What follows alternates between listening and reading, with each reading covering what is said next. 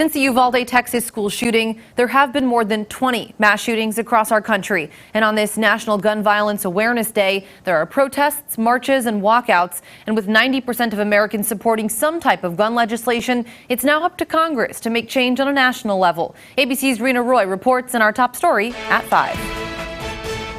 Calls for gun control are growing louder across the country following 233 mass shootings this year so far. Keep our schools safe. Students staging a walkout in Maryland. It's going to be a continued occurrence unless we make an effort to change that. In Milwaukee, people rallying. National Gun Violence Awareness Day taking center stage as the country copes with consecutive mass shootings in Buffalo, Uvalde, and Tulsa. I am angry that we keep having to hold these gun violence awareness days because not enough people will recognize the public health crisis that gun violence has become. In a primetime address Thursday night, the president also urging Congress to act, calling for more gun restrictions, including red flag laws and the banning of assault weapons. I respect the culture and the tradition and the concerns of lawful gun owners.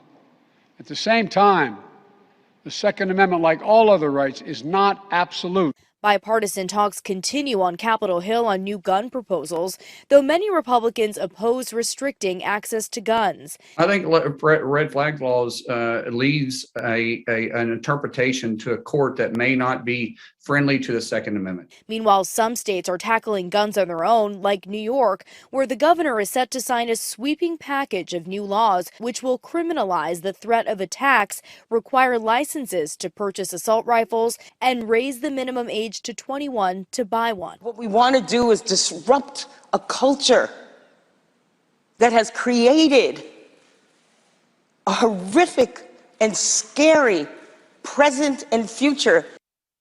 A young student who survived the Uvalde massacre by playing dead in her classroom will testify before the House Oversight Committee, along with victims' families and gun control advocates, as the House takes up a vote on gun control measures approved by the Judiciary Committee this week. Rena Roy, ABC News, New York.